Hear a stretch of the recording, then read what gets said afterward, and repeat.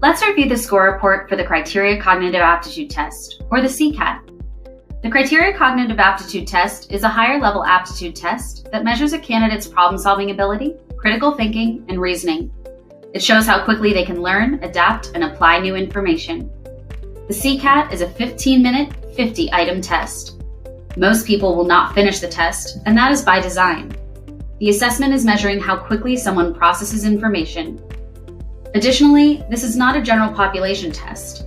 The CCAT is normed and typically given to a more educated population. It is usually used for leadership, technical, or scientific roles. As with many of our other assessments, the most important information can be found at the top of the report. In the results summary, you will see the candidate's raw score, the number correct on the test, and their percentile rank.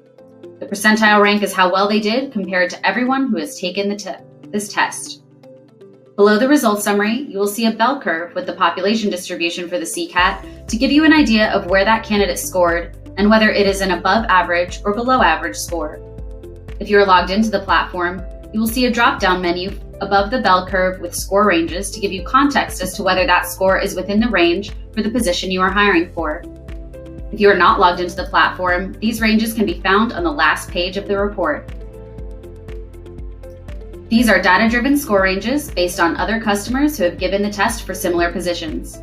Ideally, you're looking for someone who falls within that range because people who are within that range are more likely to take to the training quickly, understand their job, and be successful in the role. However, if someone scores below the range, that does not necessarily mean that you cannot hire them. You may still decide to bring them in and potentially hire them, but now you know they may take longer getting up to speed, and you can adjust your training and your expectations accordingly.